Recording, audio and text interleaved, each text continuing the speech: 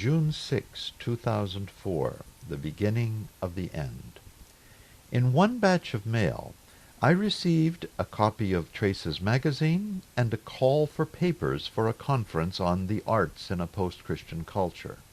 The magazine's editorial, based on the fundamentalist Christian concept of the rapture, together with the concept of a post-Christian culture, prompted me to consider the end of the world.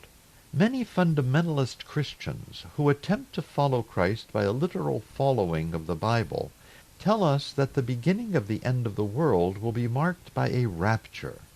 In this rapture, all those who have been saved will be snatched up into heaven to await the end of the world with Jesus, and all the dead who have been saved.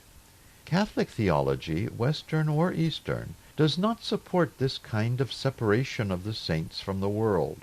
Indeed, in a culture that some call post-Christian or even anti-Christian, we who are called to be saints have a difficult time practicing our faith without being affected negatively. Cardinal Ratzinger helps us to understand the end of the world as the end of the present human experience of the world, of life, of our human identity, and of our possibilities as human beings.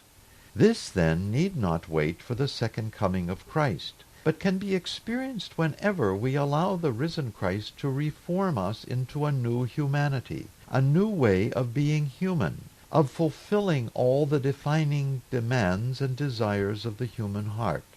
Quotes from Traces magazine. Christ promised to share his resurrection with us, a resurrected human body and soul that in his case could pass through a closed door and yet eat fish. When Christ is all in all at the completion of his mission, it will bring about an unimaginable change in our world. In the meantime, this end is made present through the life of the Church springing from the Eucharist and its impact on our present world. That is, the end of the world is not the result of a natural current of our impersonal history, as it seems to be for those who expect the rapture. For us Catholics, it does not happen automatically as if we believed in an unstoppable progress. It rests on decisions. It rests on freedom. It is fashioned by the way we live for the human glory of Christ, all the circumstances of our lives. Quotes from the editorial by Lorenzo Albacete, Traces magazine. Recent events of history seem to strengthen the idea that many want to live in a post-Christian era.